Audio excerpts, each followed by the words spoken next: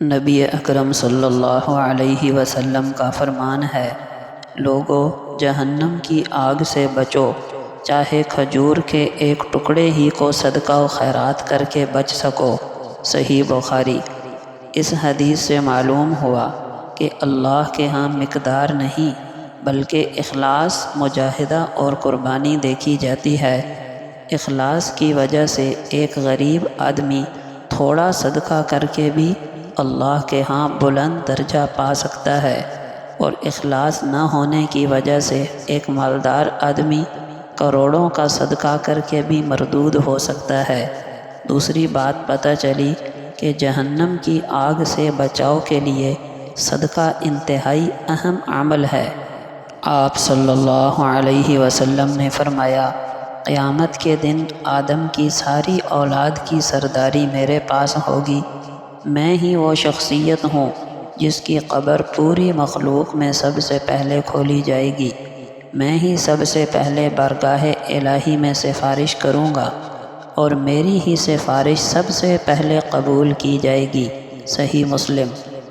نبی اکرم صلی اللہ علیہ وسلم کا فرمان ہے، تم میں سے جو شخص میرے بعد زندہ رہا وہ بہت سے اختلافات دیکھے گا۔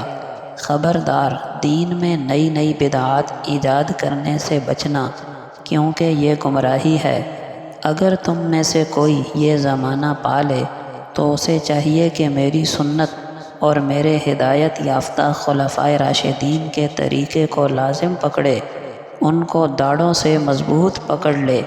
جامع ترمذی۔ اس حدیث سے پتہ چلا کہ فرقہ واریت سے بچنے کا واحد راستہ صحابہ کرام کی اتباع ہے، اور یہ بھی پتہ چلا کہ بننے والے سینکڑوں فرقوں میں سے حق پر وہی ہوگا جو صحابہ کرام کے نقش قدم پر چلتا ہو۔